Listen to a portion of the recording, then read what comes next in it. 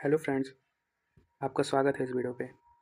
आज हम UP senate और यूपी सीपेट के कुछ एमसीक्यूज़ जो कि बायोलॉजी के हैं उसे हम सॉल्व करेंगे, जो आने की प्रोबेबिलिटी भी थोड़ी ज़्यादा है। तो हम सबसे पहले हैंड वेरिएशंस, उसके बाद फिर हम इसी में मॉलिक्यूलर बेसिस ऑफ इनहेरिटेंस भी पढ़ेंगे। तो सबसे पहले principle of inheritance and variations के क्वेश्चंस को हम सॉल्व करते हैं। तो पहला जो क्वेश्चन है हमारा, if a hybrid express a character it is called. जब हाइब्रिड अपना कैरेक्टर एक्सप्रेस करती है तो उसे हम क्या कहते हैं? तो जब अब हाइब्रिड अपना कैरेक्टर को एक्सप्रेस करती है तो हम उसे डोमिनेंट कहते हैं। क्या कहते हैं? हम उसको डोमिनेंट कहते हैं। इसका हमारा आंसर जो है वो बी होगा। उसके बाद हम नेक्स्ट क्वेश्चन की बात करते हैं। तो a plant having the genotype A A, capital A A, small capital B, small B, capital C C, तो विल प्रोड्यूस। तो देखो, कैपिटल ए 1 हो गया, कैपिटल बी 2 हो गया, कैपिटल इसमें सी 3 हो गया और स्मॉल बी जो है वो 4 हो गया। तो इसका आंसर हमारा 4 होगा, जो कि ऑप्शन बी है। ठीक है। उसके बाद हम तीसरा क्वेश्चन सॉल्व करते हैं।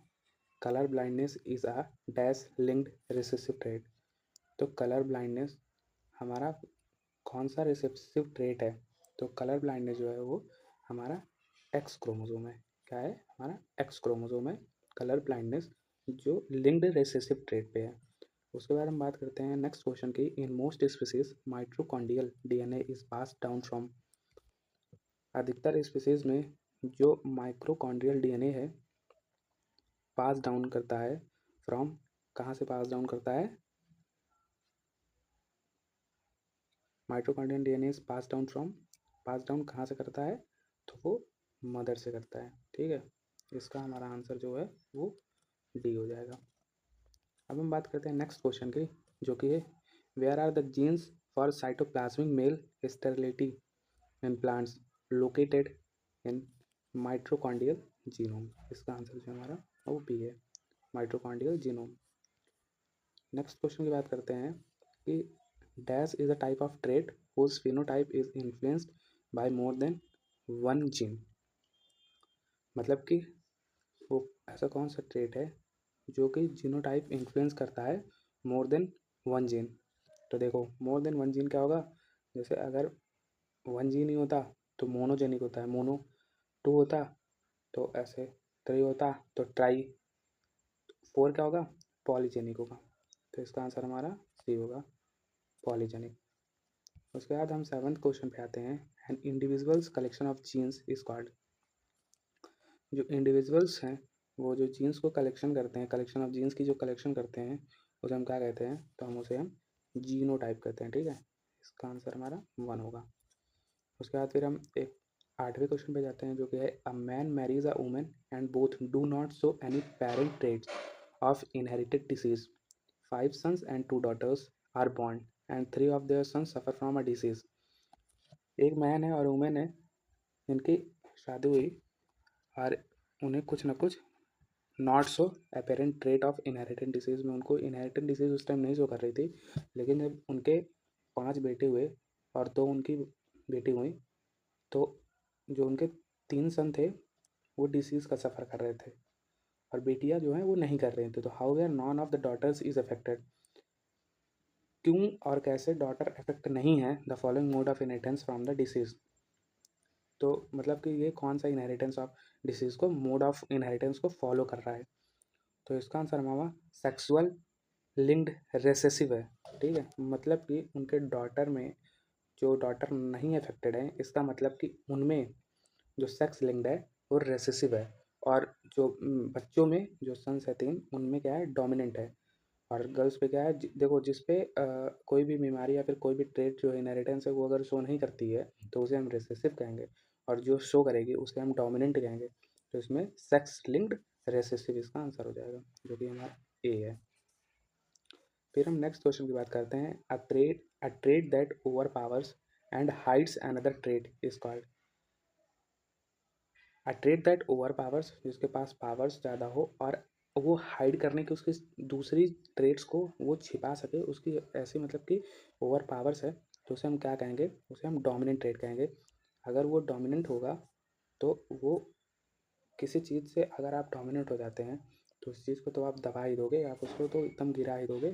तो इसका आंसर हमारा डी हो जाएगा। फिर हम नेक्स्ट क्वेश्चन की बात करते हैं। तो why is haemophilia a disease that is most commonly seen in males? Males में ही क्यों हीमोफीलिया डिसीज शो करती है मोस्ट कॉमनली? तो इसका आंसर है the disease is x linked. मतलब देखो, एक्स और वाई तो हो गया ना, एक्स क्रोमोसोम और वाई क्रोमोसोम, तो मेल ही डिसाइड करता है। तो जो एक्स क्रोमोसोम होता है और जो वाई क्रोमोसोम होता है, तो जो most commonly seen in mails कौन सी डिसीज़ है जो most commonly seen in mails में होती है? तो एक्स क्रोमोसोम जो होती है, x the disease is x linked जो होगी, वो जो एक्स से लिंक्ड होगी वही मेल्स में ज़्यादा दिखाई देगी। तो इसीलिए हीमोफीलिया एक डिसीज़ है मोर कॉमनली मेल्स, जो कि मेल्स में दिखाई देती है। तो इसका आंसर हमारा the disease is x linked. उसका मतलब डिसीज जो है वो एक्स से लिंक्ड है, मेल से लिंक्ड है। तो इसका आंसर हमारा सी हो जाएगा। फिर हम नेक्स्ट क्वेश्चन की बात करते हैं। In a hybrid cross if you get a 9:3:3:1 it denotes that. तो वो क्या डिनोट करेगा? 9:3:3:1। तो इसका आंसर हमारा हो जाएगा the alleles of two genes are segregating independently. तो इसका आंसर हमारा हो जाएगा डी। ठीक है, हम नेक्स्ट क्वेश्चन की बात करते हैं। तो which of the following will not result in variations among siblings?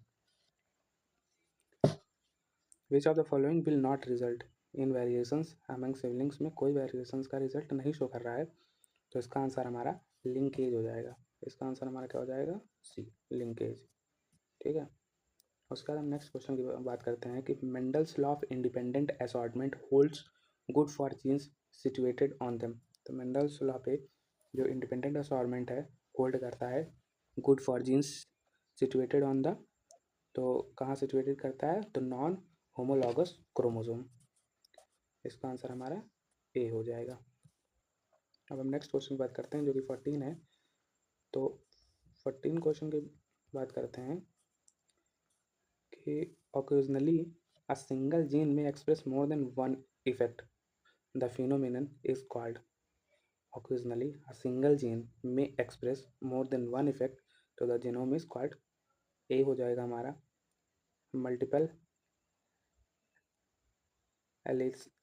Allelism.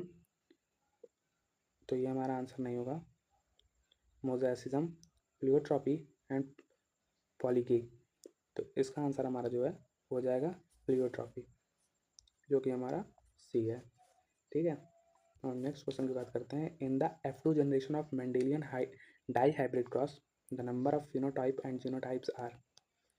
F2 generation में मेंडेलियन डाई हाइब्रिड क्रॉस की बात करता है। तो F2 जनरेशन में क्या होता है, इसका मतलब फिनोटाइप हमारा कितना होगा उसमें और जीनोटाइप हमारा कितना होगा? तो इसमें हमारा जो फिनोटाइप है वो 4 होता है और जीनोटाइप जो होता है वो 16 होता है। तो इसका आंसर हमारा ये हो जाएगा। फिर हम बात करते हैं नेक्स्ट क्वेश्चन की, जो कि है the colour based contrasting trade in 7 contrasting pair situated by Mendel in pea plant were. P plant में क्या करेगा? तो इसका आंसर हो जाएगा हमारा 3, जो कि हमारा सी है, 3। ठीक है, अब हम नेक्स्ट क्वेश्चन की बात करते हैं कि which of the following disorder is due to aneuploidy. Aneuploidy से क्या डिसऑर्डर हो सकता है? तो एनियोप्लॉइडी से डाउन सिंड्रोम हो सकता है। क्या हो सकता है? Down syndrome.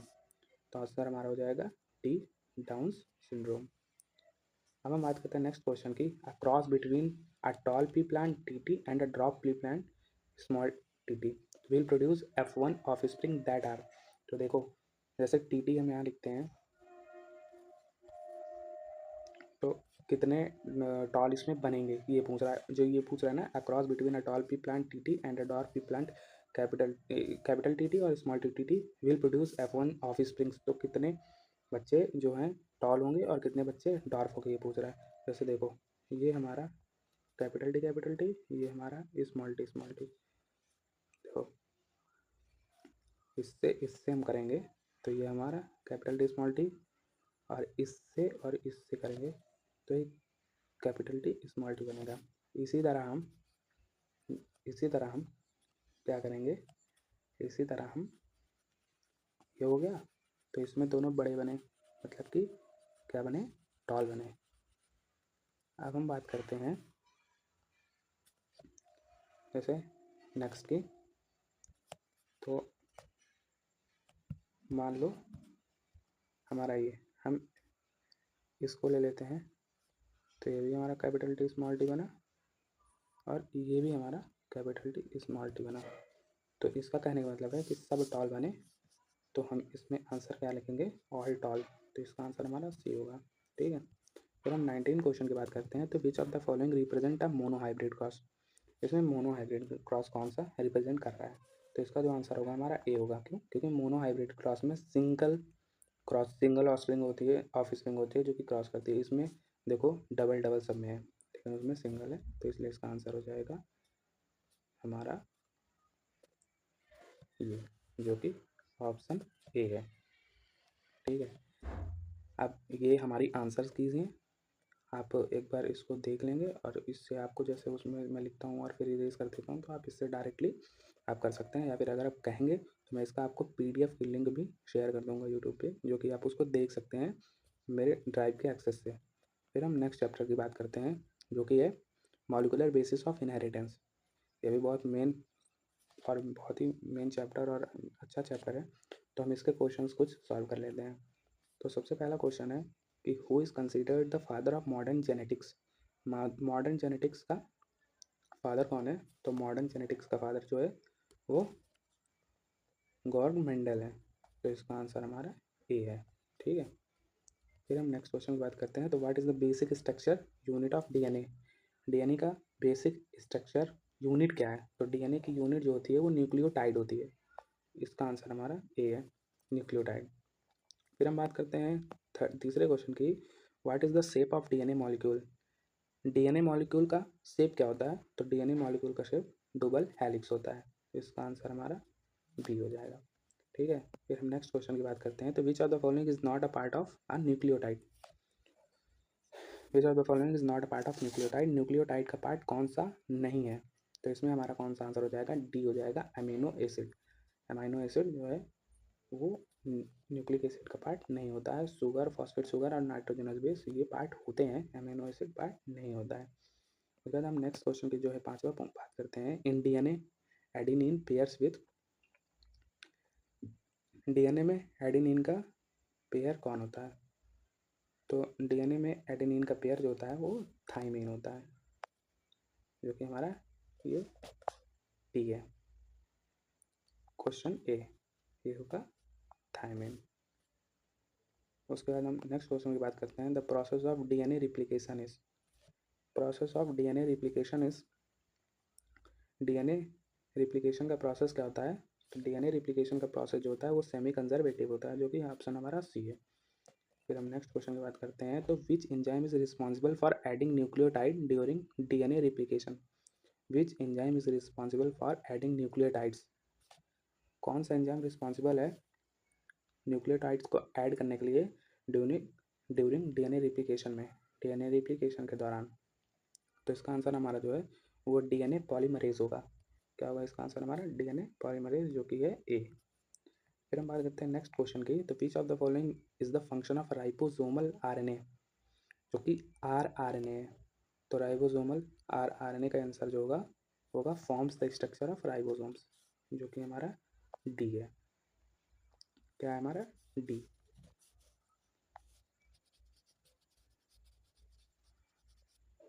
हमारा ऑप्शन डी है। फिर हम नेक्स्ट क्वेश्चन की बात करते हैं। What is the role of transfer RNA, जो कि हमारा tRNA है।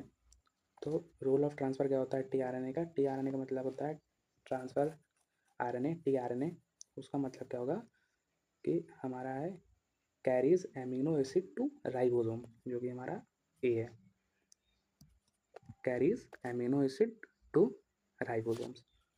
उसके बाद हम नेक्स्ट क्वेश्चन की बात करते हैं। In RNA uracil pairs with. In RNA में यूरेसिल का पेयर क्या होता है, तो इसमें एडेनिन होगा। ठीक है, इन आरएनए यूरेसिल का पेयर एडेनिन। तो हमारा इसका ऑप्शन बी हो जाएगा। फिर हम बात करते हैं नेक्स्ट क्वेश्चन की, what is the process of mRNA synthesis called. MRNA का प्रोसेस क्या होता है, तो एमआरएनए का प्रोसेस होता है ट्रांसक्रिप्शन। क्या होता है, ट्रांसक्रिप्शन। एक बार आप एग्जाम से जाते जाते एक टाइप्स ऑफ आरएनए पढ़ने का, जो कि टीआरएनए, आरआरएनए और एमआरएनए, इनके बारे में थोड़ा सा आप पढ़ लेना, क्योंकि इससे क्वेश्चन आता है। तो mRNA, process of mRNA synthesis called transcription, जिसका ऑप्शन हमारा बी है। फिर हम नेक्स्ट क्वेश्चन की बात करते हैं। तो the codon of AUG in mRNA codes for. AUG का कोडोन क्या होता है, तो इसका आंसर हमारा होगा मेथियोनिन। ठीक है, इसका आंसर हमारा मेथियोनिन होगा, जो कि हमारा ए है, ये ऑप्शन मेथियोनिन। फिर हम बात करते हैं नेक्स्ट क्वेश्चन की, विच of the following is not a type of RNA. RNA का टाइप नहीं है। तो देखो, आरएनए का टाइप एमआरएनए भी होता है, टीआरएनए भी होता है और आरआरएनए भी होता है। तो नॉट पूछा है, तो इसका जो आंसर होगा हमारा वो डीआरआरएनए होगा, जो कि ऑप्शन हमारा डी है। ठीक है, फिर हम नेक्स्ट क्वेश्चन की बात करते हैं। In the structure of DNA the backbone is composed of. DNA के स्ट्रक्चर में बैकबोन किसकी बनी होती है, तो जो बैकबोन होती है वो होती है sugars and phosphate group. Sugars की होती है और फॉस्फेट ग्रुप्स की होती है, जो कि हमारा आंसर ए होगा, सुगर्स और फॉस्फेट ग्रुप। डिफरेंस, इसका क्वेश्चन क्या है कि what is the main difference between RNA and DNA का मेन डिफरेंस क्या है। तो इसका आंसर जो है हमारा वो है RNA has ribosome sugar, DNA has deoxyribose sugar. पहला हो गया RNA is a dual standard, DNA is a single standard, जो कि गलत है। डीएनए जो होता है डबल स्टैंडर्ड होता है, आरएनए जो होता है सिंगल स्टैंडर्ड होता है। उसके बाद RNA contains thymine, DNA contains uracil. D इसका जस्ट अपोजिट कर दो, RNA contains uracil and DNA contains thymine. RNA is only found in the nucleus, ये भी गलत है। तो इसका सही ऑप्शन जो होगा वो RNA has ribose sugar, DNA has D oxy ribose sugar. इसका ये फॉर्मूला होता है, ये इसका मतलब कि फुल फॉर्म भी होता है डीऑक्सो राइबो न्यूक्लिक एसिड और राइबोज न्यूक्लिक एसिड। ठीक है, तो इसका जो आंसर हमारा वो ए होगा। ठीक है, उसके बाद फिर हम बात करते हैं 16 क्वेश्चन की, जो है the process by which mRNA is decoded to produce a protein is called. RNA, the process by which mRNA is decoded to produce a protein. Decoded होके एमआरएनए जो प्रोटीन को प्रोड्यूस करता है उसको हम क्या कहते हैं, तो उसका आंसर उस प्रोसेस को हम क्या कहते हैं, उस प्रोसेस को हम ट्रांसलेशन कहते हैं। क्या कहते हैं, ट्रांसलेशन। इसका जो आंसर है वो बी होगा। फिर हम 17 क्वेश्चन की बात करते हैं। तो what is the term for a change in the DNA sequence. Term क्या होगा जो डीएनए के सीक्वेंसिंग को चेंज करता हो, तो इसका आंसर हमारा म्यूटेशन होगा। क्या होगा, म्यूटेशन, ए। फिर हम नेक्स्ट क्वेश्चन की बात करते हैं, जो कि है 18th, in eukaryotic cell where does transcription occur. Eukaryotic cell में ट्रांसक्रिप्शन कहाँ आकर करती है, तो इसका आंसर हमारा न्यूक्लियस होगा, न्यूक्लियस में आकर करती है, जो कि हमारा न्यूक्लियस में आकर करती है, जो हमारा ए है। ठीक है, फिर हम बात करते हैं कि what is the process of कॉपिंग DNA into RNA. DNA को आरएनए में कॉपी करने का प्रोसेस को हम क्या कहते हैं, तो उसका आंसर हमारा आंसर जो होगा वो होगा ट्रांसक्रिप्शन, जो कि सी है, ट्रांसक्रिप्शन। फिर हम लास्ट क्वेश्चन की बात करते हैं कि which of the following is responsible for proof reading DNA during replication. Proof reading DNA during replication के रिस्पॉन्सिबल को हम क्या कहते हैं, तो which of the following is responsible for proof reading DNA during replications. Replication के द्वारा proof reading DNA during replication में क्या होगा, रिस्पॉन्सिबल कौन होगा, तो डीएनए पॉलीमरेज होगा। इसका आंसर ए है हमारा, डीएनए पॉलीमरेज। यहाँ कुछ क्वेश्चंस हैं जो कि लगभग 19 20 20 क्वेश्चंस है, जो कि दो चैप्टर के, एक इनहेरिटेंस के है और एक मॉलिक्यूलर बेसिस का है। तो ये क्वेश्चंस को आप एक बार देख लेना, और बाकी इसकी मैंने आंसर की भी दे दी है, जो कि आपको हेल्प करेगी। और बस, थैंक यू। और नेक्स्ट क्वेश्चन जो एमसीक्यूज़ हैं उसके लिए लाते हैं, अगर आपको इम्पॉर्टेंट लगता है तो आप पढ़ें और हमें कुछ मैसेज करें, जिससे हम और अच्छा कर सकें आपके लिए। Thank you.